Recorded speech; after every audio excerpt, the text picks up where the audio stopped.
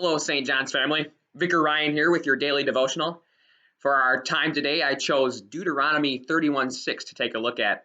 And that passage says, "Be strong and courageous. Do not be afraid or terrified because of them, for the Lord your God goes with you. He will never leave you nor forsake you." Now, this is a pretty powerful verse.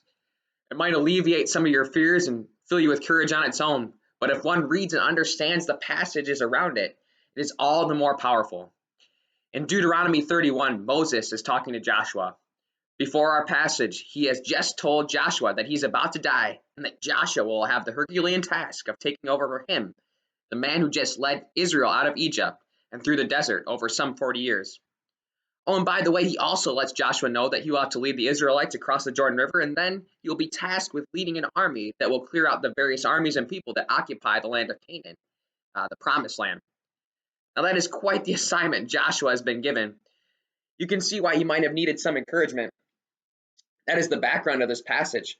Joshua has just been given what some would have declared an impossible task, and possibly the biggest shoes in history to fill up to that point. And yet he is told to be strong and courageous because God is with him.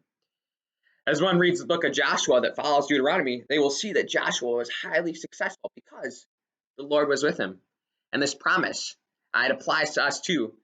God will never leave us nor forsake us, and we are called to respond in faith by being strong, courageous, and not terrified of the problem that we are facing.